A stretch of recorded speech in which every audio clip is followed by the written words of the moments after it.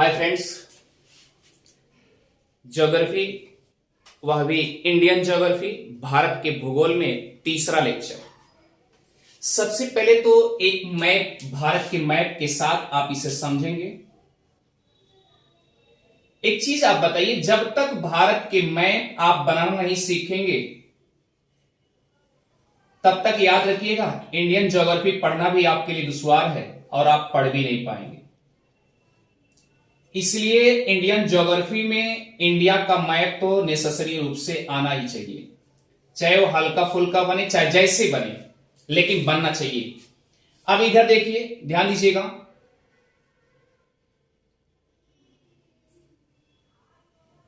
ये आपका कर्क रेखा है। क्या है? कर्क रेखा। जैसा कि मैंने कल बताया था कर्क रेखा के लिए कि कर्क रेखा भारत के बीचों बीच से गुजरती है, बीचों बीच से गुजरती है।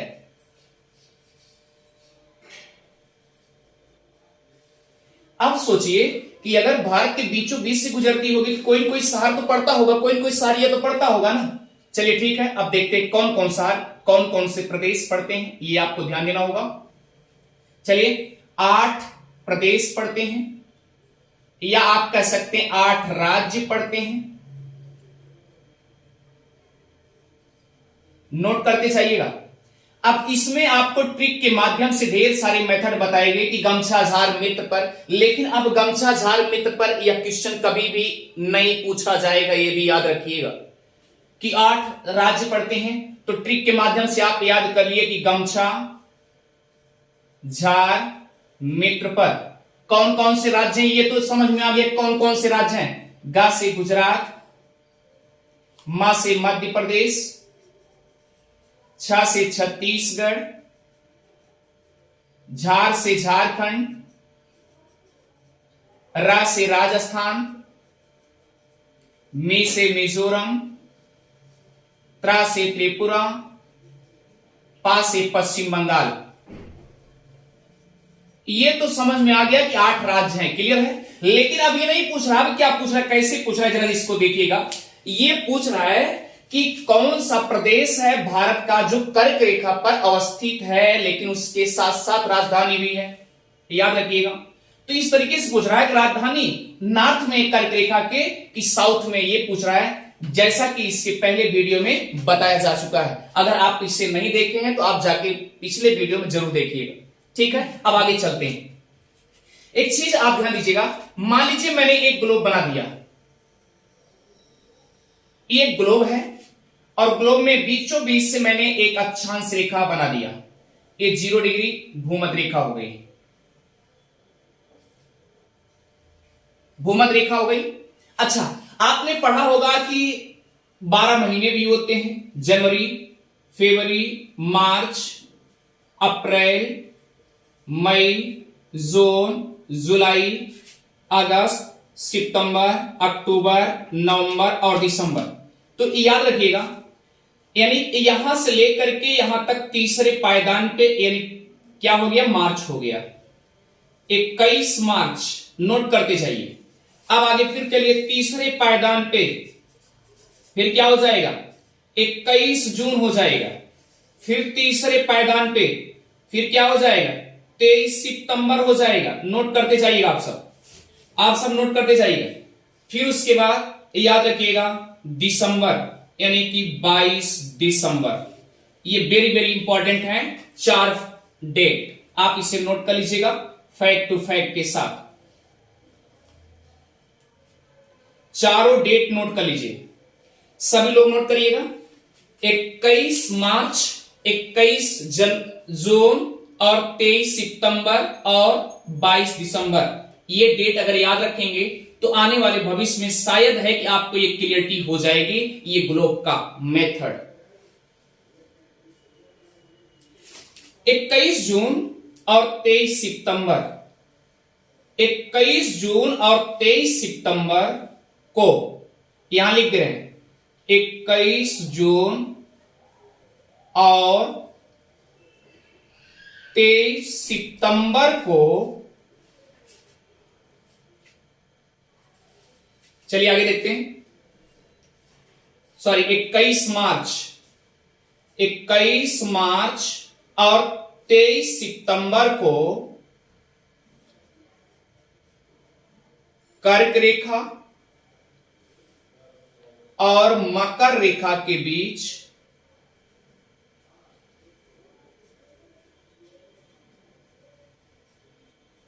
सूर्य की किरणें लंबवत रहती हैं। अब देखिए ये क्या है, भूमध्य रेखा है। अगर ये भूमध्य रेखा है तो इसके नॉर्थ में क्या होगा, कर्क रेखा होगा। ये बात सुना गई। तो 23.5 अंश क्या होगा, कर्क रेखा होगा, और ये 23.5 अंश क्या होगा, भूमध्य रेखा होगी, सॉरी मकर रेखा होगी। भैया समझते जाइएगा। तो इन दोनों के बीच में क्या होगी, सूर्य की किरण होगी। इन दोनों के बीच में क्या आएगा, 0 डिग्री क्या होगा, ये भूमध्य रेखा होगी, जिसे विषुवत रेखा भी कहते हैं। इन दोनों के बीच में सूर्य की किरण पड़ती है एकदम लंबवत। इसका मतलब कि भूमध्य रेखा पर इन दो डेटों पर 21 मार्च और 23 सितंबर को 21 मार्च और 23 सितंबर को सूर्य की किरण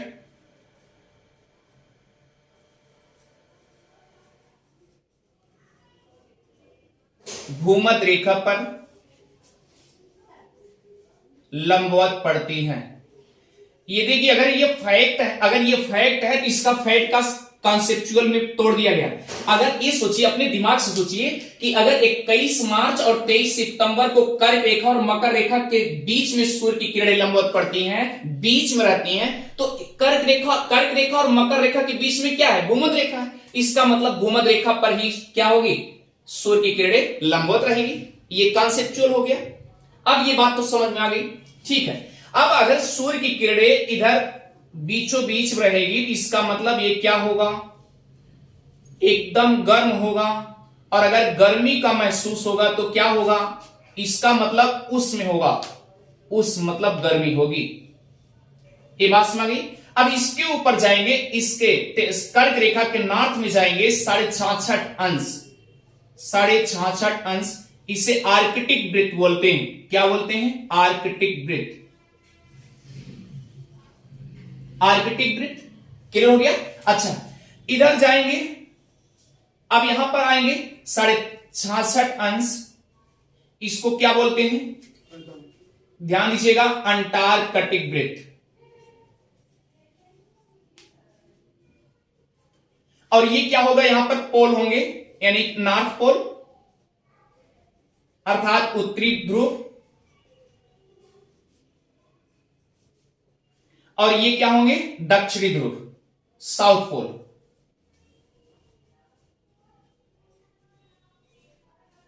दक्षिणी ध्रुव, ये बात तो समझ में आ गई होगी, ठीक है। अब आप सोचिए यहां से जैसे जीरो से स्टार्ट करेंगे, आप यहां नॉर्थ में जाएंगे, 1 डिग्री होगा, ये 1 डिग्री होगा, फिर 2 डिग्री होगा, 3 डिग्री होगा, ये 23 डिग्री तक इस तरीके जाएगा। यानी कि यहां टोटल कितने होंगे, 90 अक्षांश होंगे टोटल। यानी भूमध्य रेखा से टोटल कितने अक्षांश हो जाएंगे, 90 इधर हो गया, क्लियर। इसी प्रकार से 90 इधर भी होंगे कि नहीं होंगे, 90 कितना हुआ, 90 प्लस 90 तो बराबर कितना होगा, 180 अक्षांश रेखा होगी कि नहीं होगी। लेकिन एक कंडीशन समझिएगा, अभी तो हम जीरो जोड़वे नहीं किए हैं, जीरो भी जोड़ेंगे, इसलिए इसके साथ क्या हो जाएगा, एक और जुड़ जाएगा तो 181 टोटल अक्षांश हो जाएंगे। ये बात समझ गई। इसका मतलब देखिए जीरो से लेके यहां तक जाएंगे तो 90 अक्षांश पड़ेंगे, क्लियर। इधर दक्षिण साउथ में आएंगे तब भी 90 डिग्री पड़ेंगे, क्लियर। अब 90 कितना होगा, 180 होगा। अब उसमें देखिए जीरो तो जोड़ना पड़ेगा ना, अगर पूछा जाए कुल कितने अक्षांश है तो जीरो भी तो जुड़ेगा भाई। तो जीरो अगर जुड़ेगा तो क्या होगा, एक जोड़ेंगे तो कुल टोटल कितना होगा, 181 होगा लैटिट्यूड। यानी कि देखिए अब हुआ क्या, 181 अक्षांश हो गए टोटल। आप ध्यान दीजिएगा, इस तरीके से अब ये नॉर्थ पोल से साउथ पोल अगर मिल जाता है तो ये क्या होता है, लॉन्गिट्यूड, यानी क्या होगा, देशांतर रेखा। यही तो होगा, ये देशांतर रेखा होगा। अब इसे क्या कहते हैं, अक्षांश रेखा। क्लियर। जो ये देशांतर रेखा है, ऐसे देशांतर रेखा बनी होगी। एक चीज हमने पहले ही क्लास में बताया था कि अक्षांश रेखा जो होती है वह पूर्ण वृत्त का काम करती है। पूर्ण वृत्त का मतलब ऐसे जाएगी, ऐसे ऐसे पूरा उस तरीके, जैसे आपने देखा होगा ऐसे जाएगी, ऐसे फिर ऐसे गोल कैसे बन जाएगी। लेकिन देशांतर का काम ये नहीं है। देशांतर का काम ये है कि केवल एक बार ऐसे आई यहां तक, यानी अर्धवृत्त का काम करती है। ये मैंने पहले वीडियो में बता दिया कि देशांतर का काम क्या होता है, केवल अर्धवृत्त का काम करना। ये केवल अर्धवृत्त का काम करती। अच्छा ठीक है, अब ये भी बताए हैं कि एक देशांतर से एक देशांतर जैसे जैसे ध्रुवों की तरफ जाओगे, यहां पर इसका डिस्टेंस यानी लंबाई क्या होगी, दूरियां क्या होगी, कम होती जाएंगी। और लेकिन भूमध्यरेखीय क्षेत्रों पर क्या होंगी, दूरियां बड़ी होंगी, लंबवत क्या होंगी, ये देखिए ये क्या होंगी, बड़ी बड़ी होंगी ना, लंबाई ज्यादा होगी, और यहां पर लंबाई क्या होगी, कम होगी। इसका मतलब जैसे जैसे ध्रुवों की तरफ जाएंगे तो वह क्या होगी, एक देशांतर दूसरे देशांतर के बीच की दूरी कम होती जाएगी। और एक देशांतर से दूसरे देशांतर के बीच की दूरी कहां सबसे अधिक होती है, तो याद रखिए भूमध्यरेखीय क्षेत्रों में होती है। क्लियर। अब आगे चलिए, ये दोनों क्या हो गए आपके, ये दोनों गर्म हो गए ना। इधर आप जाएंगे तो इसका मतलब क्या होगा, उपोष्ण होगा। उपोष्ण होगा कहने का मतलब क्या है, हल्का गर्म होगा, हल्का ठंडा होगा, यही कंडीशन होगी ना, क्योंकि यहीं तक तो होता है। अच्छा ठीक, अब ये दो डेट तो क्लियर हो चुके हैं, 21 मार्च और 23 सितंबर। अब देखिए 21 जून और 22 दिसंबर, ये 22 दिसंबर वाला जो कंडीशन है, याद रखिए 22 दिसंबर को नोट करते जाइए। 22 दिसंबर को मकर रेखा पर सूर्य की किरण लंबवत पड़ती है। क्लियर। और 21 जून को कर्क रेखा पर सूर्य की किरण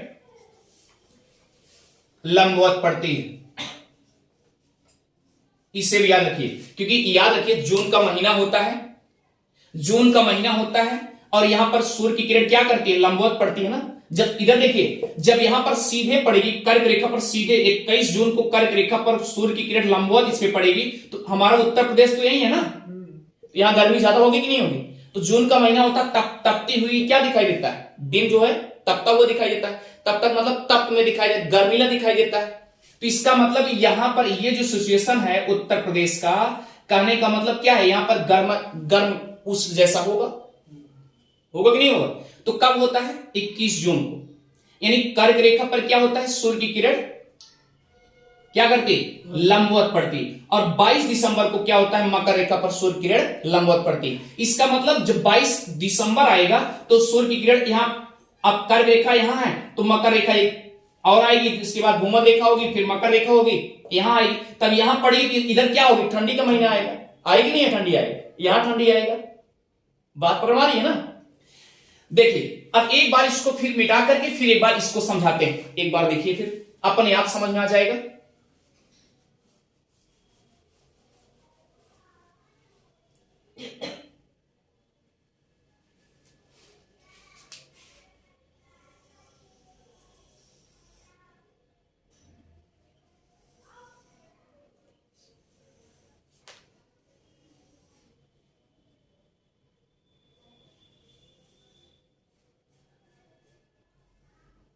ये 23.5 अंश है, क्या है, मकर रेखा, और ये नॉर्थ में जो है इसे क्या बोलते हैं, कर्क रेखा।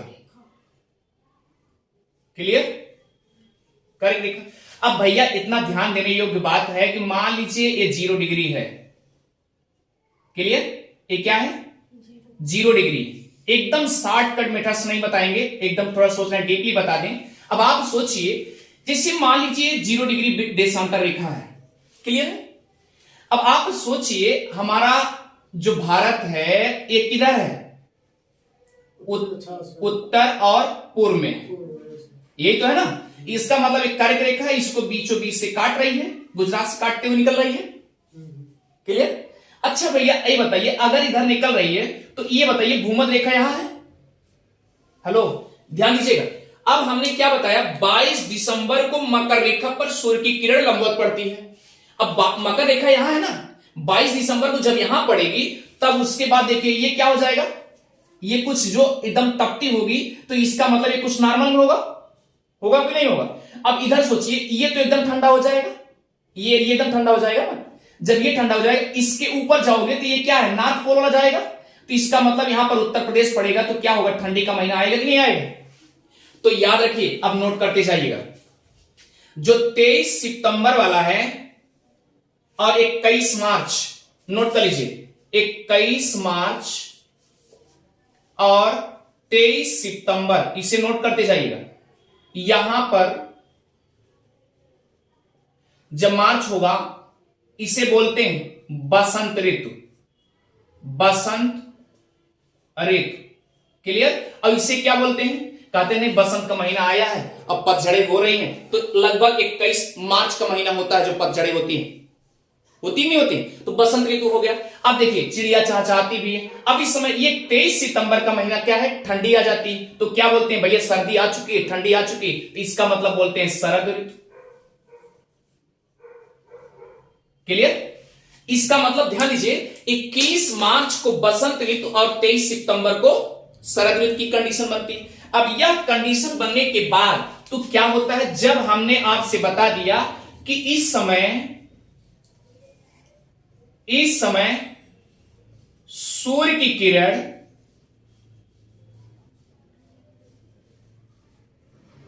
क्या होती है, कर्क रेखा और मकर रेखा के बीच में होती है ना, तो इसका मतलब क्या होगा, दिन रात क्या होंगे, बराबर होंगे, क्लियर? दिन रात क्या होंगे, बराबर होंगे। अच्छा भैया, ये दिन रात के जो बराबर होते हैं, भैया ध्यान देना, ये जो दिन रात के बराबर होंगे, अगर ऐसी कंडीशन बन रही है तो स्वाभाविक सी बात, इसीलिए इस समय बराबर होने के कारण इसे विषुव क्षेत्र कहा जाता है। इसे आप नोट कर लीजिएगा, यानी कि दिन रात बराबर होते हैं और समय जो बराबर होता है, बराबर होने के कारण क्या कहते हैं, विषुव क्षेत्र कहा जाता है इसे, क्योंकि विषुवी रेंज में है इसीलिए विषुव क्षेत्र बोल दिया जाता है। इस एरिया जितने हैं ये, क्लियर? अब इसे बोलते हैं विषुव क्षेत्र। अब दूसरा कंडीशन क्या है, एक चीज सोचिए, 21 दिसंबर, क्या सॉरी 21 जून को क्या होगा, सूर्य की किरण कर्क रेखा पर लंबवत पड़ती है, ये तो पता है ना। अब भैया अगर कर्क रेखा पर लंबवत अगर पड़ रही है, एकदम सीधी पड़ रही है, तो स्वाभाविक सी बात यहां पर क्या होगा, दिन की कंडीशन क्या होगी, अत्यधिक होगी, और दिन इसका मतलब बड़ा होगा, बात में आ गया। अगर दिन बड़ा होगा, इसीलिए यही बड़ा देख करके पूरे इंटरनेशनल अंतरराष्ट्रीय पर योग दिवस के रूप में मनाया गया है। तो याद रखिए 21 जून को अंतरराष्ट्रीय योग दिवस के रूप में मनाया जाने लगा, वो भी 2014 में इसे घोषित कर दिया गया, क्लियर? अब 2014 में किसकी सरकार थी, पीएम मोदी की, भारतीय जनता पार्टी, क्लियर हो गया? यहां हमें पॉलिटिकल से नहीं जाना है, हमें मुद्दे पे जाना है। क्लियर? अब आइए हम देखते हैं कि मान लीजिए अगर ये कर्क रेखा इधर आप जाते हैं तो क्या कंडीशन होती, इधर क्या कंडीशन होगी। अच्छा ठीक है, अब आप सोचिए इसका मतलब कि ये रेंज अगर भूमध्य रेखी, अब इसे मिटा दे, एक बार इसे एक बार मिटा दे, मेन मुद्दा आपका हो चुका है लगभग, अब समझ में आएगा क्या कंडीशन क्यों बन रहा है सर।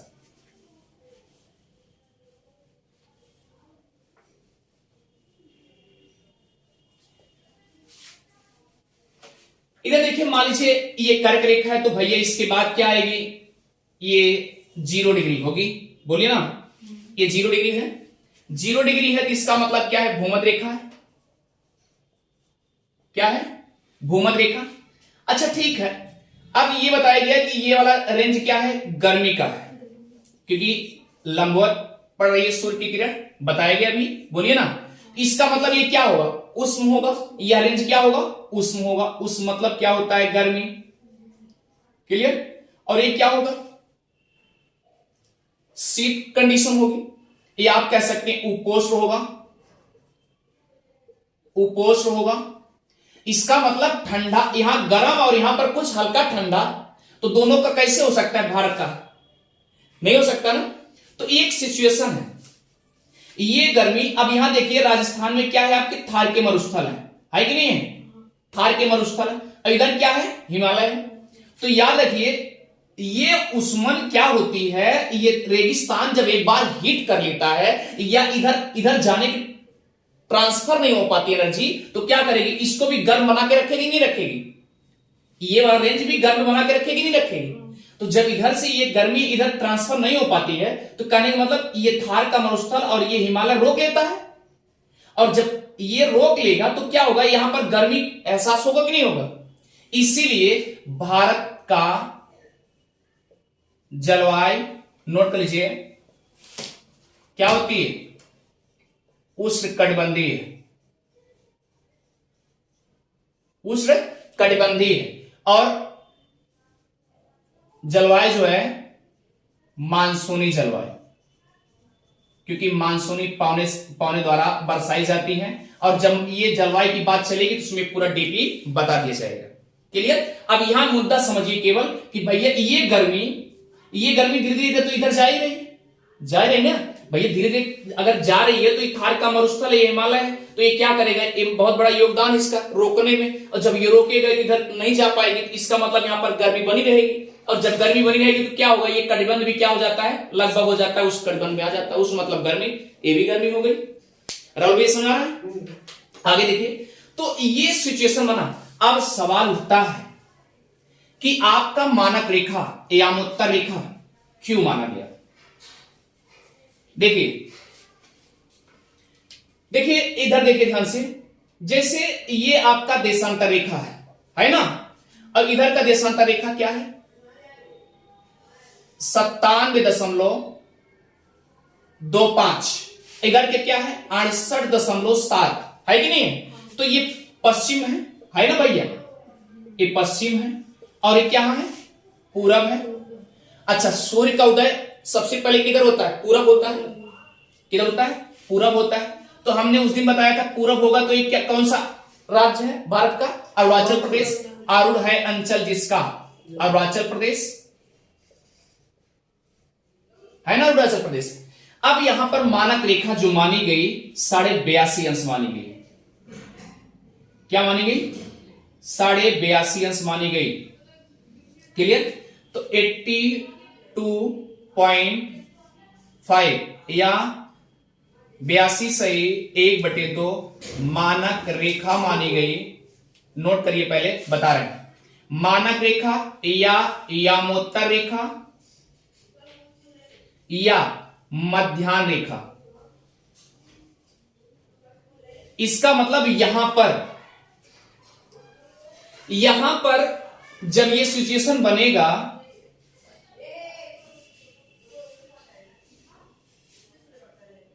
इसे बना लीजिएगा।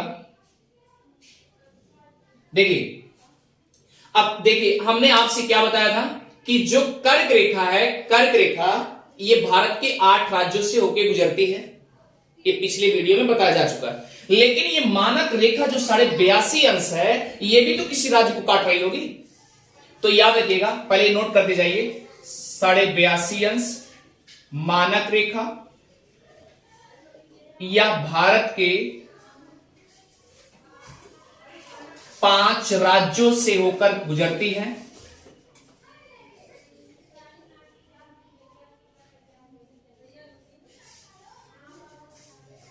पांच राज्यों से होकर गुजरती है। वह राज्य कौन सा है, ट्रिक नोट कर लीजिएगा, ट्रिक के माध्यम से याद कर लीजिए।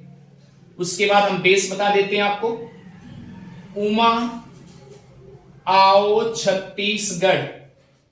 उन उमा नाम की एक लड़की है, उसको आप कहां बुला रहे हैं, छत्तीसगढ़। ऊ से क्या होगा, उत्तर प्रदेश, ये आपको ट्रिक बना दे रहे हैं। उसके बाद मध्य प्रदेश, उसके बाद आ से आंध्र प्रदेश, ओ से ओडिशा, क्लियर, और छत्तीसगढ़ ही है। कितने राज्य हुए, 5 राज्य हो गए। लेकिन ये तो आपको ट्रिक याद, जैसे पूछने मान लीजिए पूछ लिया कितने राज्यों से होकर गुजरती मानक रेखा, ये तो हो गया, पकड़ में आ गया ना, कितने राज्यों से होकर गुजरती है, 5 राज्यों से। कौन कौन, उत्तर प्रदेश, मध्य प्रदेश, और उसके बाद आंध्र प्रदेश, ओडिशा, छत्तीसगढ़। क्लियर हो गया। लेकिन अगर एग्जामिनर ये पूछ ले कि उत्तर से दक्षिण दर्शाइए, नॉर्थ से साउथ की तरफ दर्शाइए, तो कैसे दर्शाएंगे, तो सबसे पहले आएगा, इधर देखिए, यानी नॉर्थ से चलेंगे हम साउथ की तरफ, तो पहले सबसे पहले उत्तर प्रदेश, क्या आएगा, उत्तर प्रदेश। उसके बाद क्या आएगा, मध्य प्रदेश। उसके बाद क्या आएगा, छत्तीसगढ़, छत्तीसगढ़। उसके बाद क्या आएगा, ओडिशा। उसके बाद क्या आएगा, आंध्रा।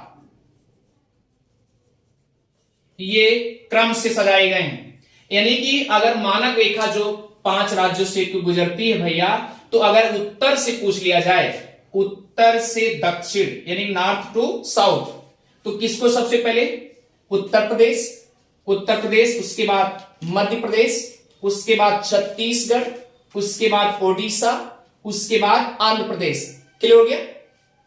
अब आपको सिचुएशन देखना है, इधर देखिए, एकदम कंसंट्रेट रहिए। एक समय ऐसा आएगा, कर्क रेखा भी तो काटती होगी किसी को, कर्क रेखा और मानक रेखा दोनों काटती भी होंगी ना एक साथ में, एक दूसरे को काटती है कि नहीं काटती, दोनों एक दूसरे को काटती हैं। कहां पे, नोट कर लीजिए, छत्तीसगढ़ में। कहां पर, छत्तीसगढ़ में। और छत्तीसगढ़ में कहां, लिख लीजिए, सूरजपुर जिला। कहां पे, छत्तीसगढ़ में सूरजपुर जिले में काटती है। क्लियर है। कौन कौन, कर्क रेखा और मानक रेखा दोनों एक दूसरे को काटती हैं। चले, अब आगे देखिए। अब यह सोचिए कि अगर उत्तर प्रदेश से एंट्री की है, ये भी ध्यान दीजिए, उत्तर प्रदेश में कहां एंट्री करती है मानक रेखा, इसे मिटा दें, हम एक बार मिटा के फिर से इरेज करके बढ़िया से समझाते हैं। फिर उसके बाद हम मानक रेखा क्यों मानी गई, 82.5 अंश क्यों मानी गई, रीजन क्या। चले, इसे मिटा देना। उत्तर से दक्षिण भी क्रम याद हो गया। और अगर ट्रिक से याद करना होगा तो 5 राज्य हैं, उमा आओ छत्तीसगढ़, ये भी क्लियर हो गया। अब आइए चलते हैं, हम इसे समझाते हैं कि उत्तर प्रदेश में, नोट करते जाइएगा, उत्तर प्रदेश में इलाहाबाद, इलाहाबाद आज का नाम क्या है, प्रयागराज, पहले था इलाहाबाद। तो याद रखिएगा, इलाहाबाद के नैनी, नैनी इसका पुराना नाम था। अब वर्तमान में क्या नाम है, याद रखिए, मिर्जापुर, मिर्जापुर। और याद रखिए कहां से प्रवेश करती है 82.5 एक शंकरागढ़ किला, शंकरागढ़ किला से यह प्रवेश करती है।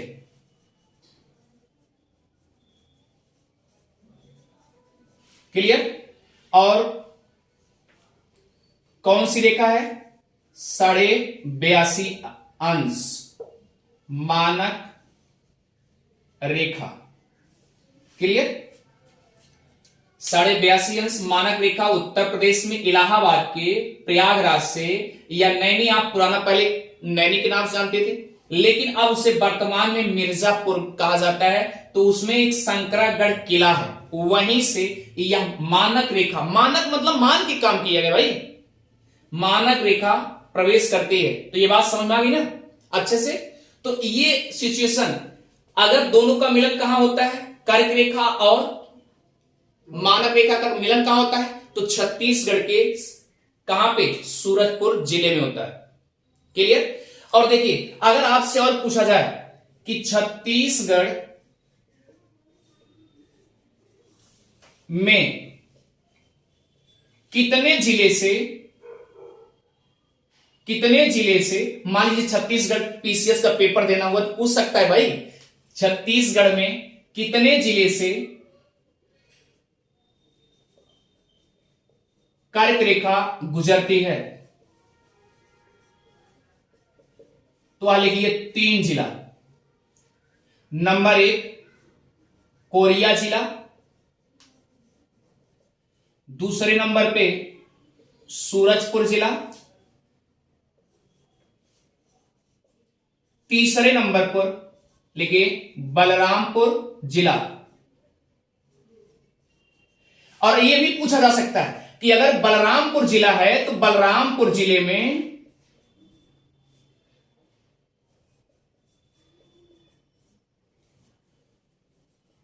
सबसे ज्यादा या सबसे अधिक